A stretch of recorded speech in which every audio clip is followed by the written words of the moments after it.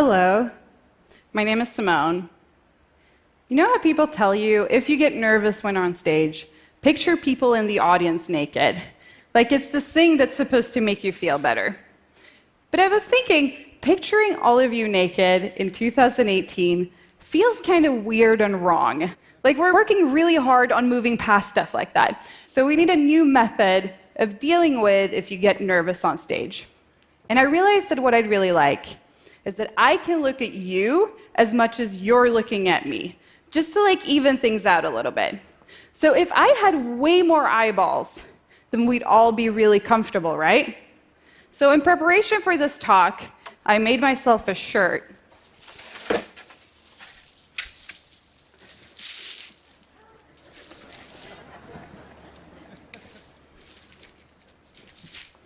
It's googly eyes.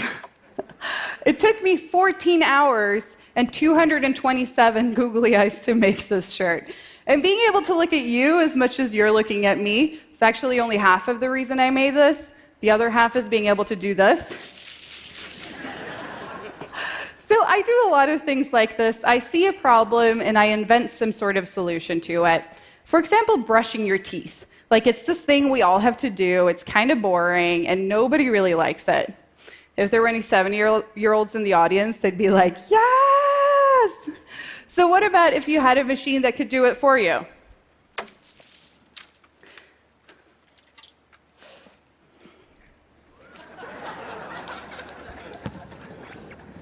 I call it the toothbrush helmet.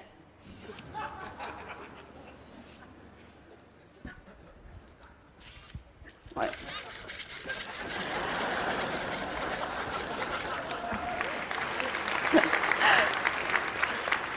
So my toothbrush helmet is recommended by 0 out of 10 dentists, and it definitely did not revolutionize the world of dentistry, but it did completely change my life.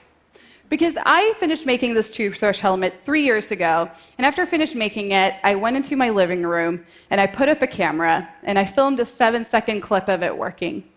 And by now, this is a pretty standard modern-day fairy tale of girl posting on the internet takes the girl by storm, thousands of men voyage into the comment sections to ask for her hand in marriage. She ignores all of them, starts a YouTube channel, and keeps on building robots. Since then, I've carved out this little niche for myself on the internet as an inventor of useless machines. Because as we all know, the easiest way to be at the top of your field is to choose a very small field.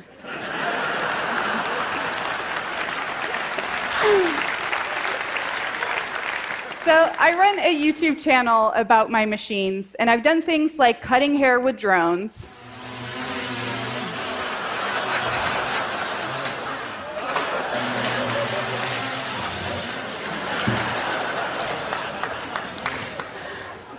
to a machine that helps me wake up in the morning,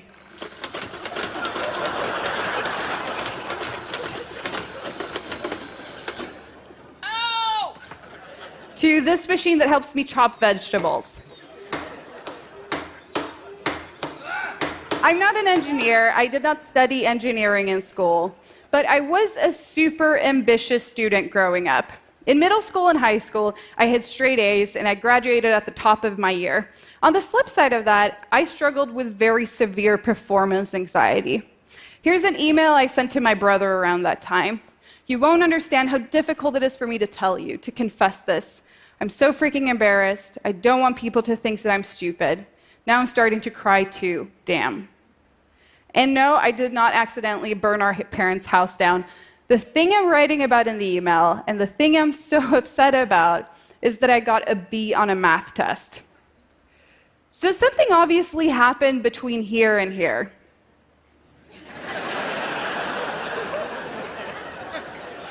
One of those things was puberty. Beautiful time indeed. But moreover, I got interested in building robots, and I wanted to teach myself about hardware.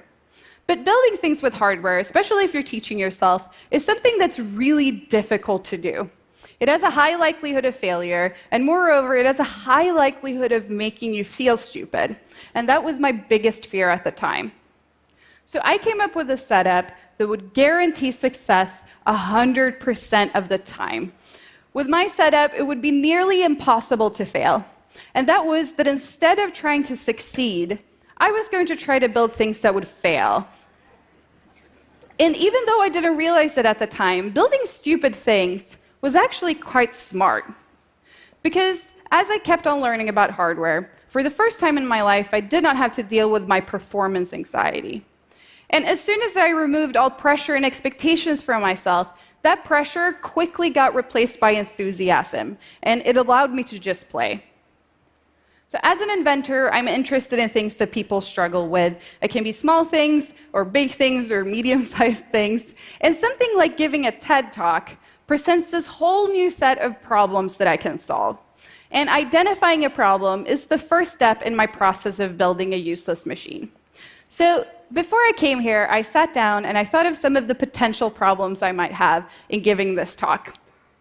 Forgetting what to say, that people won't laugh, that's you. Or even worse, that you'll laugh at the wrong things. That was an okay part to laugh at, thank you. Or that when I get nervous, my hands start shaking and I'm really self-conscious about it.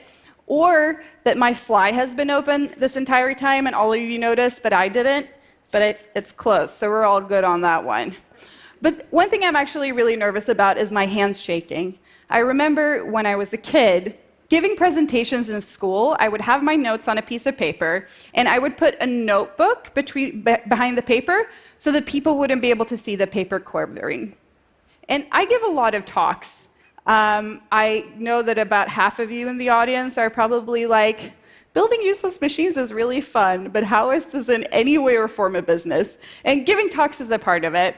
And the arrangers always put out a glass of water for you on stage so you have something to drink if you get thirsty. And I always so badly want to drink that water, but I don't dare to pick the glass up because then people might be able to see that my hands are shaking.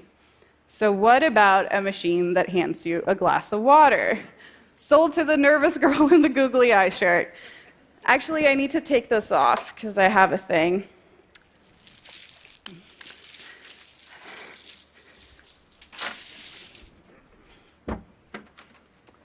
Oh.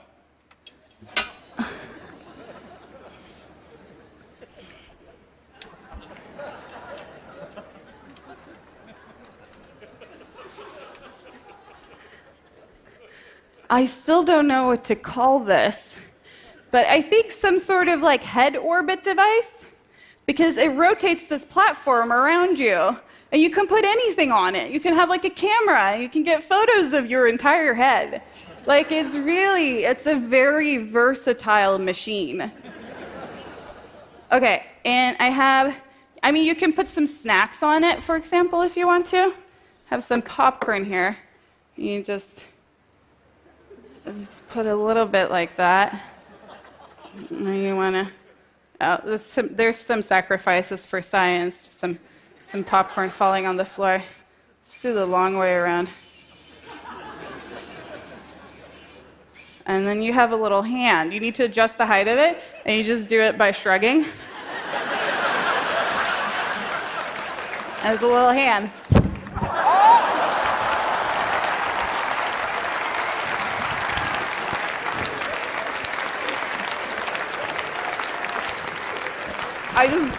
I just bumped my mic off, but I think we're all good. Okay. Also, I need to chew this popcorn, so if you guys could just clap your hands a little bit more.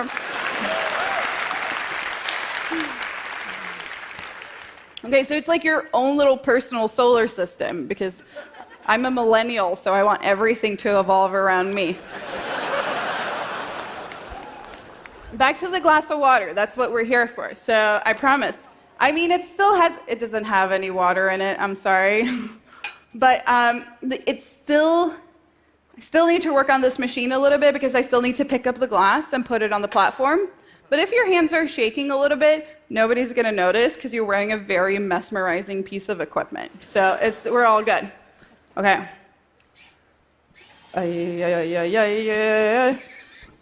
Oh no, get stuck. Isn't it comforting that even robots sometimes get stage fright? It just gets stuck a little bit. It's very human of them.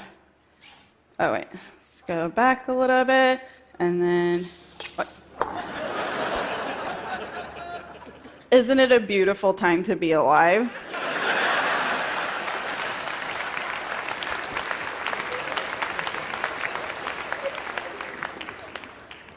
So, as much as my machines can seem like simple engineering slapstick, I realized that I stumbled on something bigger than that.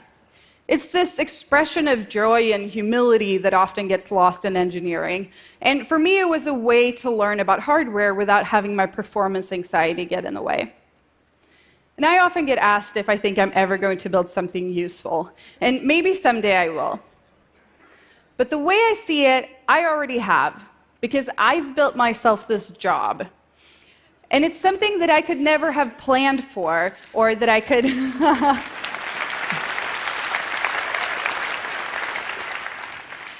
It's something that I could never have planned for. Instead, it happened just because I was enthusiastic about what I was doing, and I was sharing that enthusiasm with other people. To me, there's a true beauty of making useless things, because it's this acknowledgement that you don't always know what the best answer is. And it turns off that voice in your head that tells you that you know exactly how the world works. And maybe a toothbrush helmet isn't the answer, but at least you're asking the question. Thank you.